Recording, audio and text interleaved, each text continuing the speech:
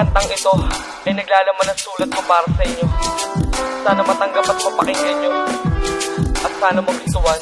Sa dami ng awitin ko, ngayon ko lang naisip na wala pa pala kung nagagawang kanta sa aking ina. At kahit na marami nang nakagawa ng ganito, ito'y ituring mo handog pasasalamat sa iyo. Isang ina na nagbigay sa akin ng magandang buhay ng isila, kahit na meron akong dalawang sungay. Matigas ang aking ulo at lagi mo napapalo, dahil ayaw mo na lumaki ako na barumbado. At ganun pa man nakita ko pantay ang pagtingin mo sa amin magkakapatid. Walang lamang sa iyong pansin, lahat ng bagay na kailangan ko'y inaabot mo. Kahit kakanin mo na lang, ito pa'y ibibigay mo. Araw-araw dumidiskarte ng pambaon ko sa eskwela. Lagi kang nakabantay para ako'y di maglakwatsa. At lahat ng higpit na ginagawa mo sa'kin, no, ngayon ko lang naiintindihan na lahat ay para sa'kin yun. Ito hindi isang tula at lalong di isang kata. Ito'y isang awitin na alay ko sa aking ina. Pasasalamat at papuri ang aking hinandog. Sa aking sulat may kasalo pa ng musika at tunog. Ito hindi isang tula at lalong di isang kata. Ito'y isang awitin na alay ko sa aking ina. Pasasalamat at papuri ang aking hinandog. Sa aking sulat may kasalo pa ng musika at tunog. Siyang nagturo sa akin paano magsulat at magbasa. Siya nagturo bilangin daliri ko isa-isa. Kapag ako'y nadadapa, lagi na lang tinatayo niya. At ang sabi niya, itindig ko sarili kong paa. Siguro nga sa kanya ko minana ang taglay kong tapang na walang inuurungan kahit sino pang kalaban. Siyang nagtatanggol sa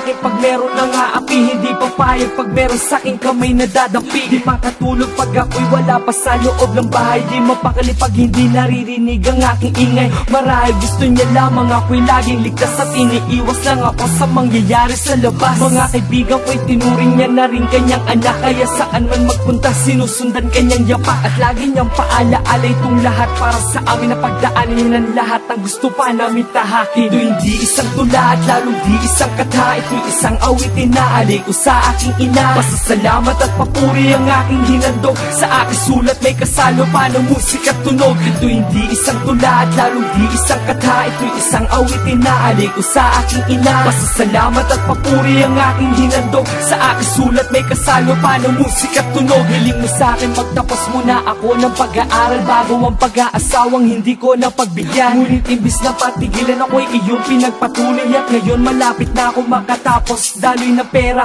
palabas sa'yo ay masyado mabilis. Sa matrikula ko lang parang kahirap matiis. Pero wag kang mag-alala, sinisiguro ko ina, makatapos ang ilang buwan iaabot ko ang diploma. At meron ka na ngayon maisasabit sa pader at maipagmamalaking isang nurse na anak mong rapper. At siyang magdadala sa kanya sa tagumpay, gaya ng pangarap ko sa kanya na magandang buhay. Utang ko lahat sa'yo kung anong meron ako. At nagpapasalamat ako na nakinig ako sa lahat ng turo mo na para sa akin ang tama. At sana ang asawa ko kasing galing mo ding ina. Ito hindi isang tula at lalong di isang kata. Ito'y isang awitin na alay ko sa aking ina. Pasasalamat at papuri ang aking hinandog. Sa aking sulat may kasalo pa ng musika at tunog. Ito hindi isang tula at lalong di isang kata. Ito'y isang awitin na alay ko sa aking ina. Pasasalamat at papuri ang aking hinandog. Sa aking sulat may kasalo pa ng musika at tunog. Ito hindi isang tula at lalong di isang kata. Ito'y isang awitin na alay ko sa aking ina. Pasasalamat at papuri ang aking hinandog. Sa aking sulat may kasalo pa ng musika at tunog. Ito hindi isang tula at lalong di isang kata. Ito'y isang awitin na alay ko sa aking ina. Pasasalamat at papuri ang aking hinandog. Sa aking sulat may kasalo pa ng musika at tunog.